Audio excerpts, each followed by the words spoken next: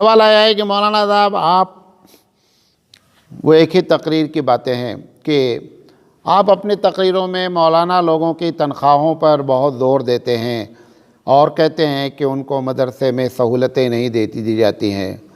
मैं आपसे जानना चाहता हूं कि आप भी मदरसा चलाते हैं, आपने इस सिलसिले में अमली क्या कदम उठाया है?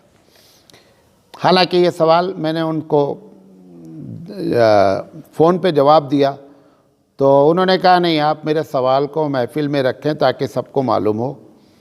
तो बहरहाल मैं, यकीनी बात है कि मैं इसका सख्त मुखालिफ हूँ कि ये जो उलमा की तनख्वाहें कम रखी जाती हैं, इसकी वजह से अब इस वक्त पूरे भारत का माहौल ये बन गया है कि 80% हमारे जो हुफ़ाज़ हैं और इमाम हैं वो सब आमिल हैं।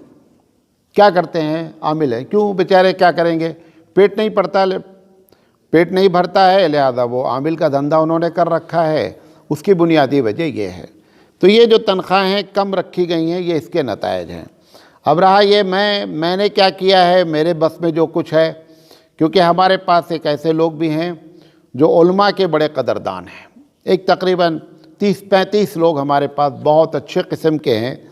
वो हमसे कहते हैं कि आप उलमा की मद में अलग से पैसा मुझसे लें और ये कोई ज़कात नहीं है, आप उलमा की खिदमत करें।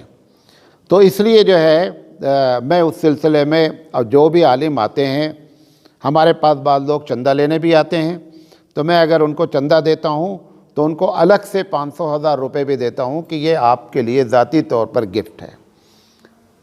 हालांकि मैं उसकी रसीद नहीं लेता हूँ और ना उनसे कहता हूँ कि आपको अपने मोहतमिम को बताने की ज़रूरत है, क्योंकि मेरे पास ऐसे लोग हैं जो मुझे पैसे देते हैं। हमने अपने मदरसे में क्या किया है तो उसको भी बता देता हूँ ताकि आपको भी मालूम हो जाए। हमने मदरसे में अपने स्टाफ के लिए जो उलमाए किराम हैं, सबसे पहली बात कि फ़ैमिली के साथ मैंने उनका खाना जो है वो 250 रुपये रखा है एक महीने की फ़ीस, कि अगर जो मदरसे में जो खाना पकता है वो खाना आप हमारा लेना चाहते हैं तो उसकी टोटल कीमत महीने की कितनी है? 250 रुपये है।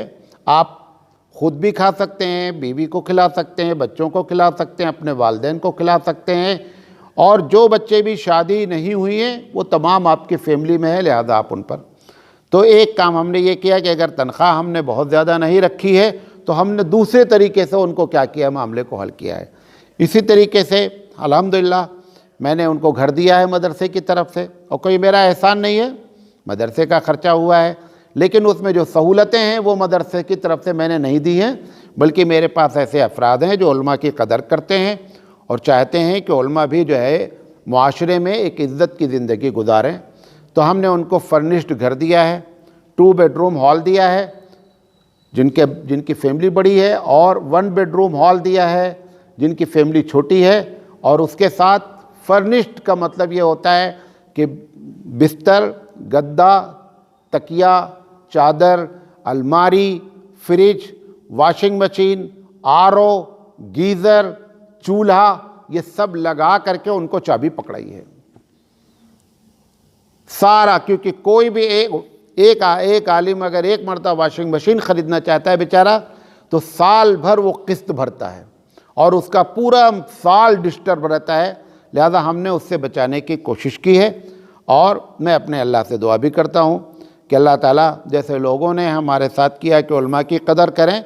देखें, आलिम जब तक आलिम की कदर नहीं करेगा तब तक पब्लिक आलिम की कदर नहीं करेगी, लोग इसको जानते नहीं हैं। हमको सबसे पहले अपनी बिरादरी की क्या करनी चाहिए? कदर करनी चाहिए। आलिम जब आलिम की कदर करता है तो अवाम भी आलिम की क्या करती है?